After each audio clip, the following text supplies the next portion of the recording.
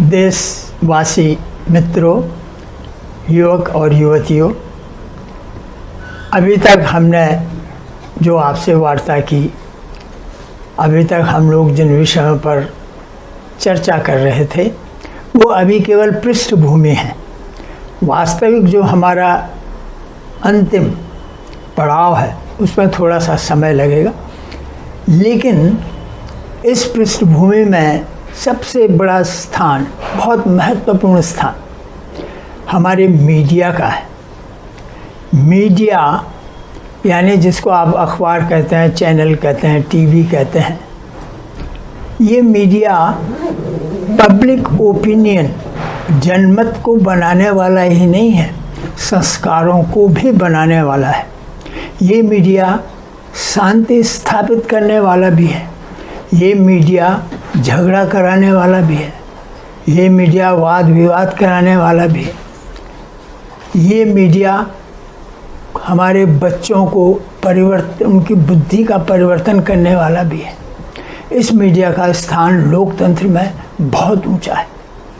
दुर्भाग्य ये है कि हमारे देश का जो हिंदी मीडिया है इसने सीखा नहीं, न तो बीबीसी से सीखा, न रशिया टुडे से सीखा, न भारत के ही इंग्लिश मीडिया से सीखा।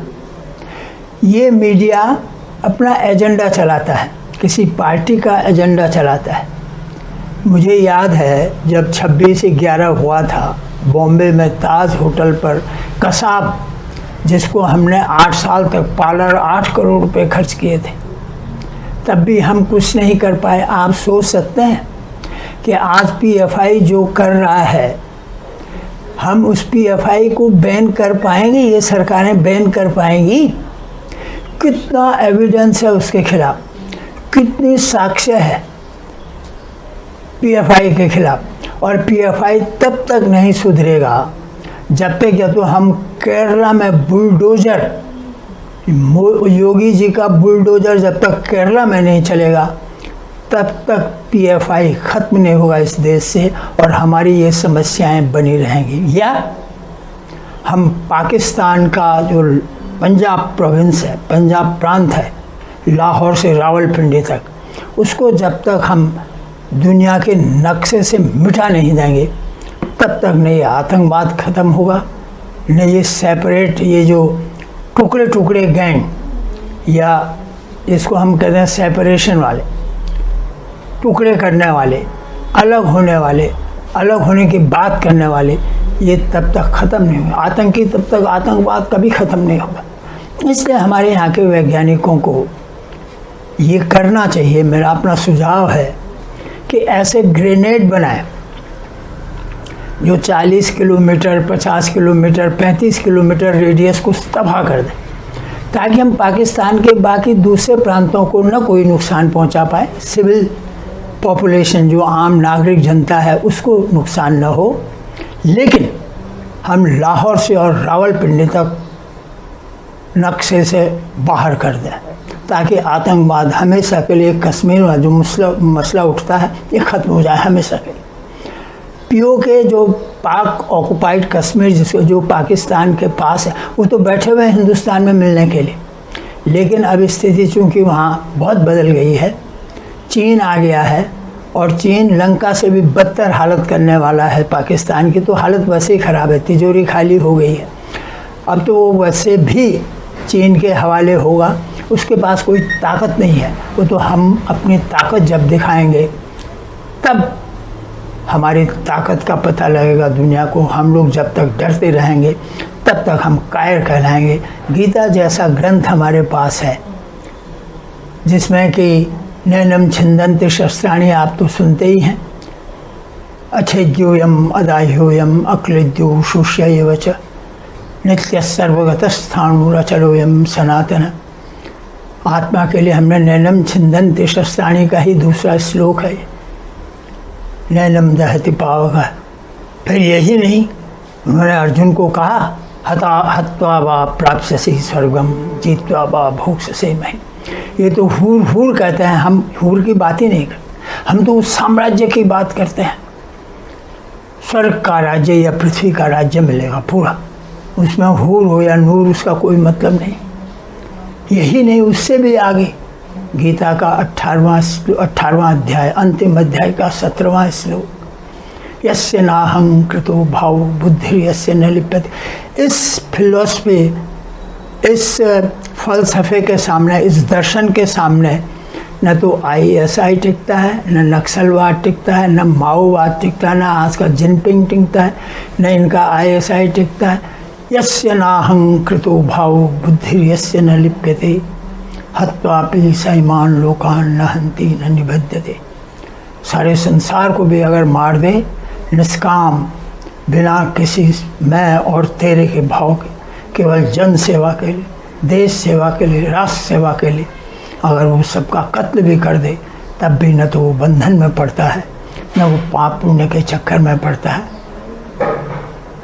ये फिलॉसफी जिस देश में हो, वो लोग डर रहे हैं। हमारे जो जितने भी प्रवचन करता है, जितने भी आज के तुलसीदास, कलियुगी, वेद व्यास, सब बिल्कुल कायर और भीरू पॉपुलेशन को, भीरू पीढ़ी को पैदा कर रहे हैं।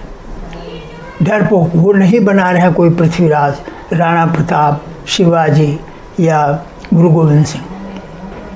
वो डरपोक लुटेरी पीढ़ी को तैयार कर रहे हैं। वो देख रहे हैं बच्चे कि ये अच्छा धंधा है, गाय के नाम से ब्राह्मणवाद और ब्राह्मणों के लिए भगवान ने जन्म लिया। ये ब्राह्मणवाद करके इन्होंने देश के टुकड़े कर दिया और बहुत बड़े गुरु बनते हैं। ऐसा लगता है जैसे साक्षात्कार हो गया भगवान का। लोग पूछते हैं, उनके पैर धो के पीते हैं, क्या है ये? उनको पता है ईश्वर के बारे में? अरे यहाँ शेष महेश गणेश दिनेश सुरेश हो जाए निरंतर गाँव, किसी को पता नहीं लगा। तो मेरा कहने का मतलब ये है कि जब वो कसाब का केस हुआ था बॉम्बे में, तो हमारे देश को जब वो लोग ताज होटल से ऑपरेशन कर रहे थे, उनको घेरने का, पकड़ने का, हेलीकॉप्टर से उतरते थे, तो हमारा मीडिया एक एक चीज़ दिखाता था। और उन लोगों के पास पूरा संसाधन थे, उनके पास मोबाइल था, उनके पास दूरबीन थी, बहुत सारी चीज़ें लेके गए थे वो लोग, ऐसे ही नहीं थे वो आतंकी। और उनको एक एक चीज़ का पता लगता था, बाहर से उनको इन्फॉर्मेशन मिलती थी, क्या हो रहा, तुम कहाँ पर है इस समय, आर्मी के लोग, ये वहाँ की पुलिस, क्या ऑपरेशन हो रहा, किस तरह से बचो, इन्होंने सब चीज़ बता दी थी। और उस समय हमारे देश में जो इन्फॉर्मेशन ब्रॉडकास्टिंग में सूचना मंत्री थे, बंगाल के कांग्रेस की सरकार थी, प्रियरंजन दास मुंशी, उन्होंने तो बिल्कुल तय कर रखा था प्रियरंजन जी ने कि अब हमको कानून लाना चाहिए और इस मीडिया पे अंकुश लगाना चाहिए। इतना वाहियात मीडिया जो कि हमारी सारी सीक्रेसी को कर दे, बाहर कर दे। माने यही नहीं है कि वो हमारे कितने सैनिक कहाँ हैं बॉर्डर पर, आज भी कितने बकवास करते हैं, कितने हवाई जहाज़ कहाँ हैं, कितनी सड़कें हमने बना दी हैं, कितने हेलीकॉप्टर कहाँ हैं, कितने हमारे पास अस्त्र, कौन सा शस्त्र है, कितने सैनिक। तुमको इन एनालिसिस करने से तुम्हारा क्या मतलब है? तुम क्या दिखाना चाहते हो? अपने ज्ञान या देश की सुरक्षा खतरे में डाल रहे हो? तुम चाइना को या पाकिस्तान को क्या बताना चाहते हो इससे? कहाँ हमारे कितने हवाई जहाज़ हैं, कितने जहाज़ हैं, कहाँ पनडुब्बी है? तो ये सब चीज़ें बंद नहीं जब तक होंगी, इस देश में शांति नहीं हो सकती। ये देश सुरक्षित नहीं है इनके हाथ में। आपको बताइए मीडिया क्या है? जब तक मोदी जी प्रधानमंत्री नहीं हुए थे सन 14, उससे पहले 2002 से और सन 13 की दिसंबर तक, बल्कि सन 14 की जनवरी तक भी, जब तक इलेक्शन हुआ, मोदी जी प्रधानमंत्री नहीं हुए थे, तब तक ये मीडिया सुबह से शाम तक केवल मोदी जी की जड़ें काटने पर, उनको क्या नहीं बकवास इन लोगों ने की। माने गुजरात में जो दंगे हुए, सारा मोदी जी के नाम से, शाह जी के ज़्यादातर मोदी जी के नाम से सारे, यहाँ तक कह दिया उन्होंने कि वाजपेयी जी ने कहा था कि मोदी जी राजधर्म निभाने में सफल नहीं हुए, इसलिए उनका औचित्य नहीं है मुख्यमंत्री बने रहने और उनको हटाया जाना चाहिए। ये बातें भी वो रोज़ डेली कोई दिन ऐसा नहीं था जब 2-3 घंटे मोदी जी की बात नहीं होती थी हिंदी मीडिया में। और आज वो हिंदी मीडिया सबसे बड़ा मखनू है मोदी जी का। आज सबसे बड़ा मखनू है वो बीजेपी का। केवल बीजेपी का एजेंडा हिंदू मुस्लिम के अलावा ब्राह्मण क्षत्रिय, केवल ये एनालिसिस करने के अलावा कैसे जज हैं हमारे, कैसी न्यायपालिका है हमारे देश के संविधान में। केवल कास्टलेस नहीं, केवल क्लासलेस नहीं, कास्ट एंड क्लासलेस सोसाइटी की बात है। इसलिए तो हमारे संविधान की धारा 14 में इक्वलिटी, कानून के सामने सब बराबर है, किसी के साथ कोई भेद नहीं होगा। इसीलिए हमारे संविधान में ये प्रावधान किया गया कि कोई किसी का स्त्री या पुरुष के रूप में किसी में भेद नहीं होगा, सबको समान वोट देने का अधिकार होगा, पदों का अधिकार होगा, सब कंपटीशन कर सकते हैं, सब पदों पे जा सकते हैं। वो class and casteless society establish करने की मंशा थी हमारे देश के संविधान निर्माताओं की। लेकिन इन्होंने ये एनालिसिस कर, और ये जज कैसे हैं, हमको तो इस न्यायपालिका पर अफसोस है। कैसे जज बनाए, कैसी न्यायपालिका है। माने सुबह से शाम तक ब्राह्मण कितने हैं, MY, मुसलमान यादव कितने हैं, वहाँ कितना टिकट किसको मिला, ब्राह्मणों को कितना टिकट मिला, मुसलमानों को कितना मिला, महिलाओं को कितना, ये एनालिसिस करने के अलावा इनके पास कोई काम नहीं, कोई मुद्दे ही नहीं है बात करने के। टुच्चे मुद्दे लेकर के, टुच्चे वाहियात बहस सारा दिन रिपीट कर करके एक उसी दृश्य को या उसी न्यूज़ को, जिससे आग लगे, चिंगारी में पेट्रोल डालो, आग लगा दो, केवल ताकि उनको मिलता रहे मसाला डिस्कस करने का। सुबह से शाम तक यही डिस्कशन होते हैं। ऐसे मीडिया का बदला जाना, उस पर अंकुश। हमारे देश के सुप्रीम कोर्ट के जज कहते हैं कि ये बोलने की और अभिव्यक्ति की स्वतंत्रता है, फ्रीडम ऑफ स्पीच एंड, माने देश की कब्र खोद दो, दोष की जड़ें खोद दो, उसमें मट्ठा डाल दो, लेकिन ये बोलने की और अभिव्यक्ति की स्वतंत्रता है। इसीलिए तो कश्मीर ख़त्म हुआ। हमारे यहाँ के 2 जर्नलिस्ट जो हैं, सरदेसाई और बरखा दत्त, वो तो उन्होंने भी उसका रेफरेंस किया था, विक्रम सिंह जी ने, जो DG थे यूपी के, एक दफ़े थोड़ा सा जिक्र किया था। और मैं तो बहुत समय से सोचा, वो माइक लेके जाते थे, देश के खिलाफ बोले, आर्मी के खिलाफ बोले, ह्यूमन राइट्स का मसला उठा के इन दोनों ने तबाही कर दी जम्मू कश्मीर के इश्यू पे। खामोखा का इश्यू बन गया, खामोखा आर्मी पर पत्थरबाजी हो गई, क्योंकि सुप्रीम कोर्ट ने इतना इंटरफेयर कर दिया। जबकि संविधान के अनुसार आर्मी पर सुप्रीम कोर्ट का कोई बस नहीं है, कुछ कर नहीं सकते हैं। आर्मी की पॉलिसी डिफेंस फोर्सेस की पॉलिसी में, क्योंकि संविधान केवल ये कहता है, शायद धारा 144, all civil and judicial authorities shall act in aid of supreme court. केवल सिविल एंड जुडिशियल, कोर्ट कचहरी एंड नागरिक जो हैं, चाहे वो संसद भी है, विधानसभा, लेकिन डिफेंस फोर्सेस सुप्रीम कोर्ट के इस दायरे से अलग रखे हुए।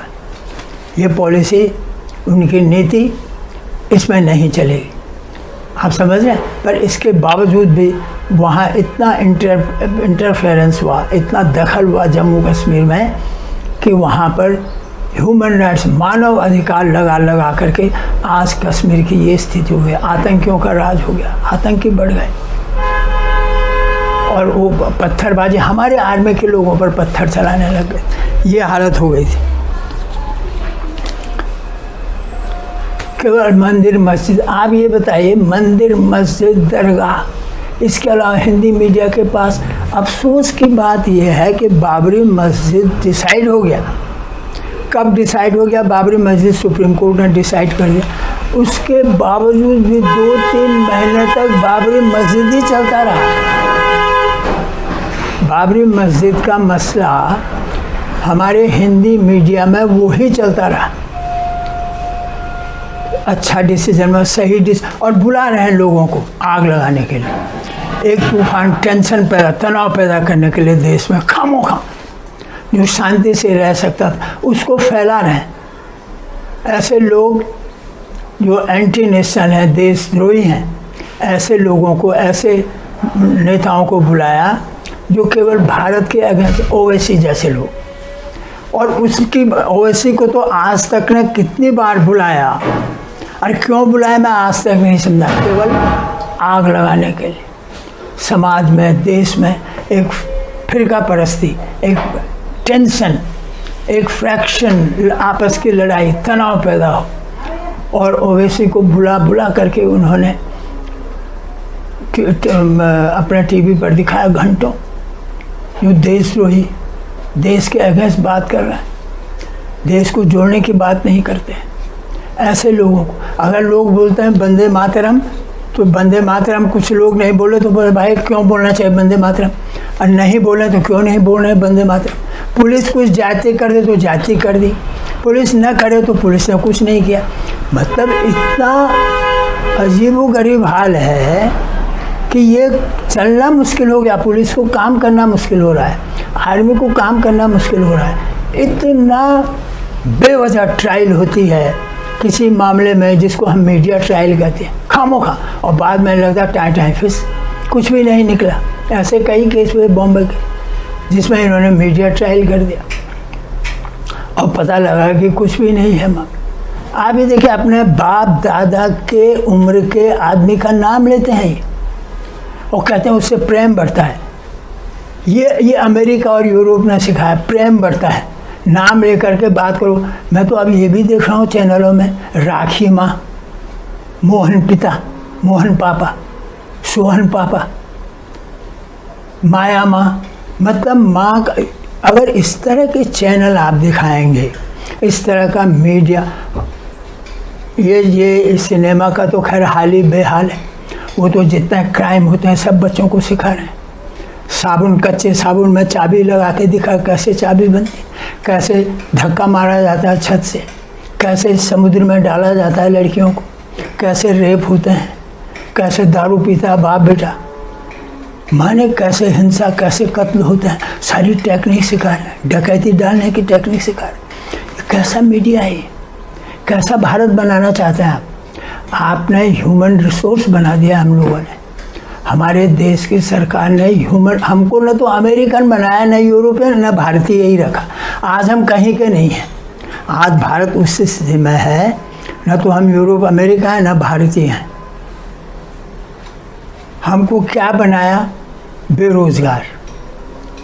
हमको कह रहे हैं कि दुकानें खोलो, पैसा है नहीं, पैसा नहीं है लोगों के पास, क्या खरीदें? दुकानें खोलो, कहाँ से खरीदें? पढ़ रहे हैं लोग, आपको पता है फीस 20 लाख रुपए, और इतने ऑर्डिनरी टुच्चे इंस्टीट्यूशन MBBS का 20 लाख रुपया, 22 लाख रुपया BE का, BTech का, ऐसे इंस्टीट्यूशन है 25 लाख रुपए। लोग पढ़ेंगे और क्या होगा? इससे क्या कभी भ्रष्टाचार खत्म होगा?